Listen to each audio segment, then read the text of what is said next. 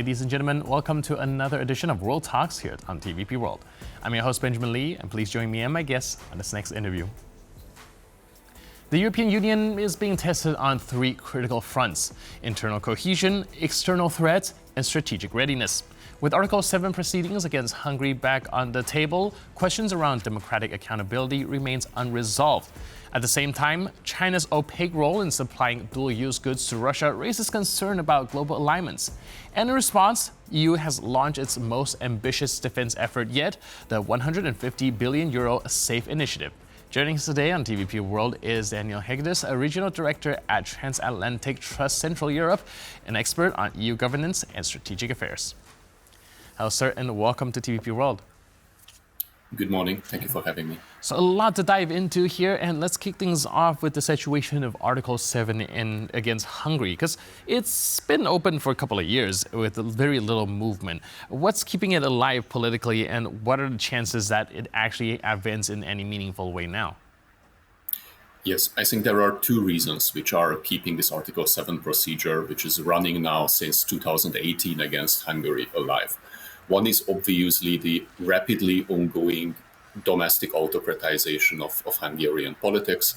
The Hungarian parliament is in these days discussing a law which would mean actually a crossing of the Rubicon when it comes to the operational environment for and the suppression of civil society, independent media in the country, which would make actually Hungarian political relations hardly distinguishable from those in Azerbaijan or Belarus.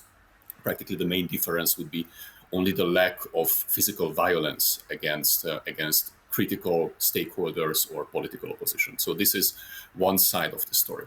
Obviously, the main political motivation for EU partners of Hungary is also the foreign policy behavior and the really destructive behavior of the Hungarian government at the level of EU decision-making, particularly when it comes to the extension of the sanctions against Russia, providing support for Ukraine, or any other significant geopolitical positions of the European Union, which have some relationship with or implications for authoritarian great powers like China or Russia. Now, why has Hungary's relationship with EU become such a prolonged standoff, and what does that say about the limits of EU enforcement? Obviously, this story is already 15 years long, so it's very difficult to summarize it in a couple of sentences or in a nutshell. But it's a matter of fact that one of the main goals of the Hungarian government is domestic autocratization, or practically the limiting of Hungarian democracy. And now when it faces very significant domestic challenges to a rising opposition party called Respect and Freedom, the Hungarian abbreviation is TISA, the tools what the government is using to regain control over domestic politics are of authoritarian nature. The government is enabled actually by the political changes in the United States and the withdrawal of the US administration from the role of being the champion of democracy at the global stage. That creates a very dangerous environment and political mix in the country. And in order to be able to advance with this domestic authoritarian agenda, obviously Prime Minister Orban needs leverages over democratic partners like the European Union and its member states that are concerned over the democratic integrity of the Union itself.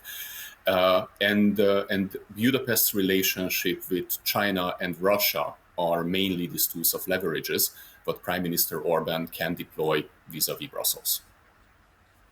Right now, I'd also like to turn to something that took place in Brussels yesterday, an announcement of the SAFE initiative. Now, in terms of defense, this is a historical investment. What does it signal about the EU strategic direction?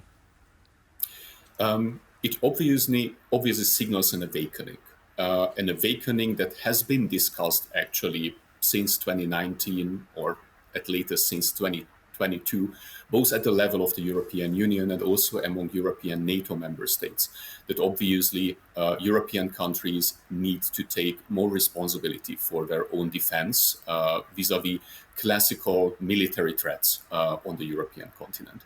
And we see a response, obviously, in light of the fact that US commitment to being a guarantor of the European security order became less ironclad, to put it diplomatically, since January. I think there is significant appetite to consider moving in the direction of European strategic autonomy, but obviously it's a very delicate balancing game, because EU members need to be prepared for the eventuality that NATO is not necessarily in the position, due to American reluctance, for example, to react decisively to security threats.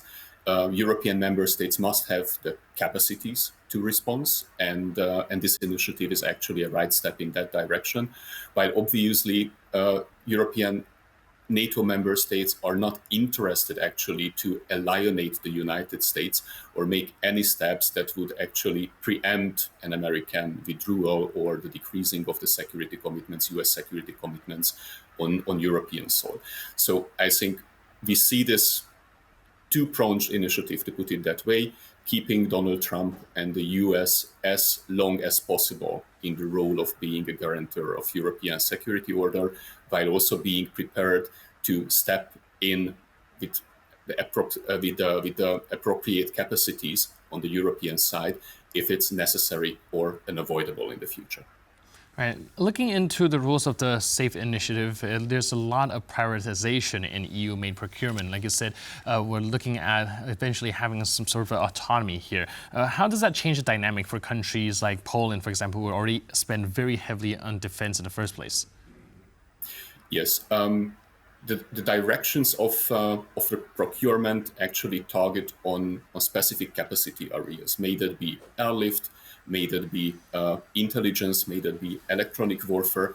So actually those areas where pooling capabilities at European level make sense, and where actually individual European, NATO and EU member states perform or underperform significantly and are reliant on US capabilities, should, for example, come to a joint NATO mission on European soil.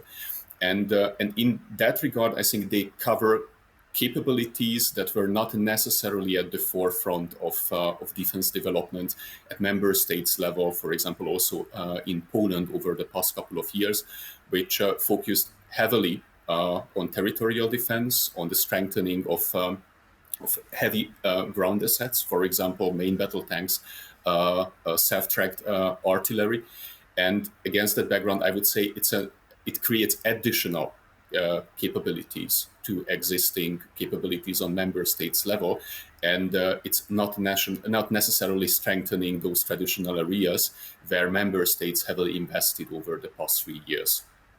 All right, last but not least, I want to touch a little bit on how Europe is dealing with China right now, because we have seen Ukrainian intelligence alleging Beijing supplying key materials to Russian defense firms, where, of course, China denies. It's also helping Russia evade sanctions and kind of giving them a lifeline. Is the EU doing enough to address this situation? Yes, of course. If we have such a tit-for-tat communication, engagement, of accusation and denial, I think it makes sense to take a look actually what third actors state in that regard. And a late report of the German Foreign Office stated that China is responsible for approximately 80% of sanction evasion of Russian actors. And that's a pretty significant amount. NATO categorizes China as a decisive enabler of Russia's war of aggression against Ukraine.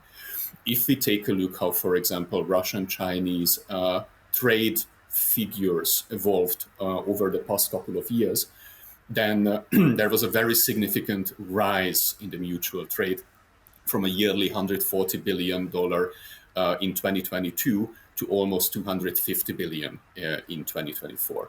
I think it's not necessary. It's not a question whether China provides and delivers dual-use goods and items for Russia.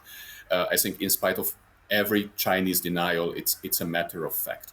It's not a Ukrainian intelligence information, but a Ukrainian military information that approximately 80% of the electronic components found in Russian drones are of Chinese origin.